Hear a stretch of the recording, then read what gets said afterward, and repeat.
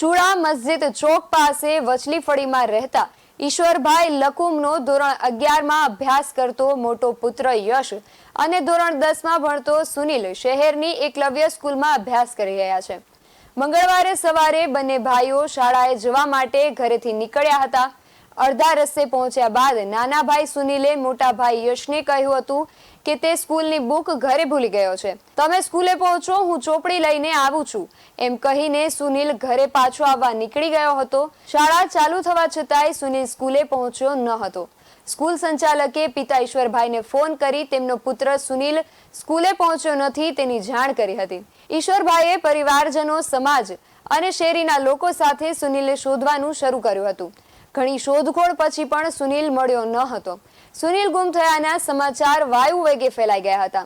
શાળાએ અભ્યાસ કરતા વિદ્યાર્થીનું અપહરણ થયાની ચર્ચાઓએ જોર પકડ્યો હતો। સુનિલના પિતાએ બનાવ અંગે પોલીસને જાણ કરી।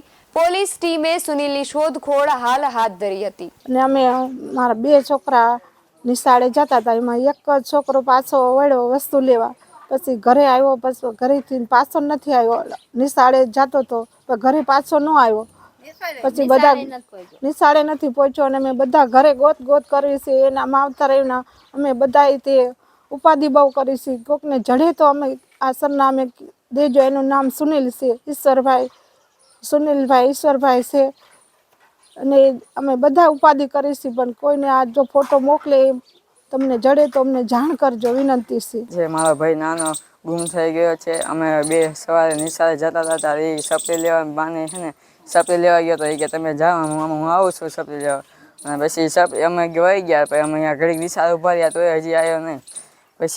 પછી મારા પપ્પાને ફોન કર્યો સાહેબે, એટલે કેમ હજી આવ્યો નથી? સાહેબે ફોન કર્યો, મારા પપ્પાએ ઘરે ફોન કર્યો, ઘરે નથી આવ્યો। પછી મારા પપ્પા પોલીસ સ્ટેશને ગયા, ગામમાં ગોઈતો ને એ બધું કર્યું, હજી મળ્યો નથી। BSN TV ન્યૂઝ સાથે કલ્પેશ વાઢેર, સુરેન્દ્રનગર।